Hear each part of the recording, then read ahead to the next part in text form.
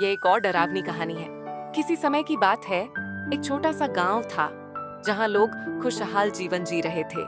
लेकिन गांव के बाहर एक बड़ी, पुरानी और खंडहर सी हवेली खड़ी थी, जिसे सभी लोग भूतिया मानते थे।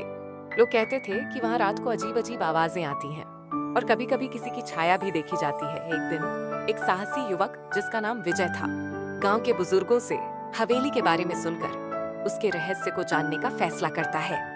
विजय ने एक रात तय की और अकेले हवेली की ओर चल पड़ा। गांव के लोग उसे चेतावनी देने लगे, लेकिन वह अपनी जिद पर अड़ा रहा। हवेली में प्रवेश करते ही विजय को महसूस हुआ कि वातावरण अजीब सा था। अंदर घना अंधेरा था और हवा में एक ठंडी सी सिहरन थी। जैसे ही वह अंदर बढ़ा, उसे एक कमरे में कुछ हलचल महसूस हुई। अचानक कमरे के अंदर से किसी महिला की गहरी आवाज आई। तुम यहाँ क्या करने आए हो? विजय ने डरते हुए जवाब दिया, मैं सिर्फ जानने आया हूँ कि तुम कौन हो।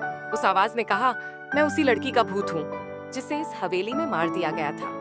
मेरी आत्मा अब भी यहाँ भटकती है, शांति की तलाश में। विजय ने डरते हुए सोचा कि क्या वह इस आत्मा की मदद कर सकता है। उसने पुरानी किताबों से कुछ मंत्र पढ़े और उस आत्मा को शांति दिलाने की कोशिश की।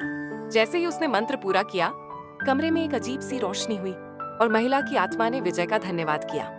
कुछ ही क्षणों में वह आत्मा हवेली से उड़ गई और हवेली की दीवारों में एक नई ऊर्जा का संचार हुआ।